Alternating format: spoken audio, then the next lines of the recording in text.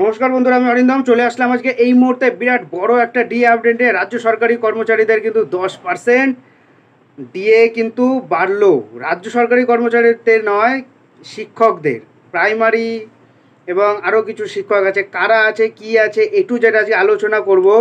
এবং একটা নতুন একটা বিজ্ঞপ্তি কিন্তু বার করে দিয়েছে রাজ্য সরকার, যেটা গতকাল কিন্তু বিজ্ঞপ্তিটা কিন্তু জারি করেছে। সেখানে কিন্তু বলছে 10% হারে দিয়ে দেওয়া হবে শিক্ষকদের। কোন শিক্ষকদের দেওয়া হবে একটু যেটা আলোচনা হবে। সো বন্ধুরা, ভিডিওটা স্কিপ না করে প্রথম থেকে শেষ পর্যন্ত দেখুন। 8% নয়, এবার বাংলায় সরকারি কর্মচারীদের ডিএ বাড়লো 10%। নয়া বিজ্ঞপ্তি জারি করলো পশ্চিমবঙ্গ সম্প্রীতি নবান্নের তরফ থেকে মহার্ঘ ভাতা সংক্রান্ত একটি বিজ্ঞপ্তি জারি করা হয়েছে। তাতে ষষ্ঠ বেতন কমিশনের আওতায় থাকা রাজ্য সরকারি কর্মচারীদের ডিএ 4% বাড়ানো হয়েছে। এরপরই বৃহস্পতিবার 13ই জুন আরও একটি বিজ্ঞপ্তি জারি করেছে। গত মঙ্গলবার 11 জুন রাজ্য সরকার অর্থ দপ্তরের বিজ্ঞপ্তি জারি করে মহার্ঘ ভাতা বৃদ্ধি নিয়ে এর জেরে কিছুটা বিভ্রান্তি তৈরি হয়। পরে বিষয়টি স্পষ্ট হয়। এক মাসের জন্য রাজ্য সরকারি কর্মচারীরা 18% হারে ডিএ পাবেন। তারপরে অবশ্য ষষ্ঠ বেতন কমিশনের আওতায় সেই 14% হারেই ডিএ পাবে।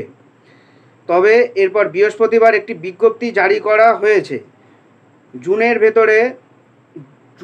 বেতনের সঙ্গে 18% মহার্ঘ ভাতা পাবেন ষষ্ঠ বেতন কমিশনের আওতায় থাকা পশ্চিমবঙ্গের রাজ্য সরকারি কর্মচারীরা। তবে সেটা শুধু এক মাসের জন্যই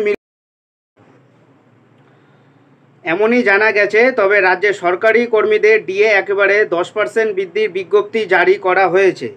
13ই জুন পশ্চিমবঙ্গের স্কুল শিক্ষা দপ্তরের প্ল্যানিং ও বাজেট শাখার তরফ থেকে একটি বিজ্ঞপ্তি করা হয়েছে। দপ্তরের মুখ্য সচিব ওই বিজ্ঞপ্তি জারি করেছেন বিকাশ ভবন থেকে। তাতে জানানো হয়েছে, প্রাথমিক ও মাধ্যমিক স্কুল এবং সংস্কৃত টোলের শিক্ষক অশিক্ষক কর্মীদের ডিএ 1 লাফে 10% বাড়ানো হলো।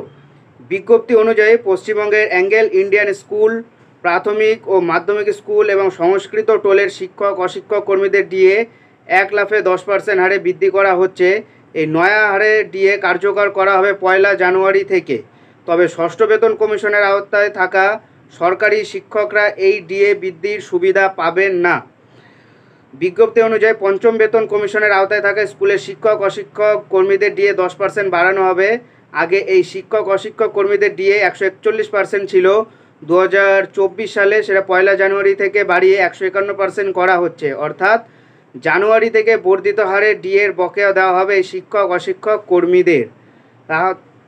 তাহলে আপনারা বুঝতে পারলেন যে কোন স্কুলের শিক্ষকদের বেতন বাড়ানো হচ্ছে। ইন্ডিয়ান স্কুল, প্রাইমারি ও মাধ্যমিক স্কুল এবং সংস্কৃত টোল, এ সমস্ত শিক্ষকদের বেতন কিন্তু বৃদ্ধি করা হচ্ছে, সমস্ত শিক্ষকদের কিন্তু হচ্ছে না।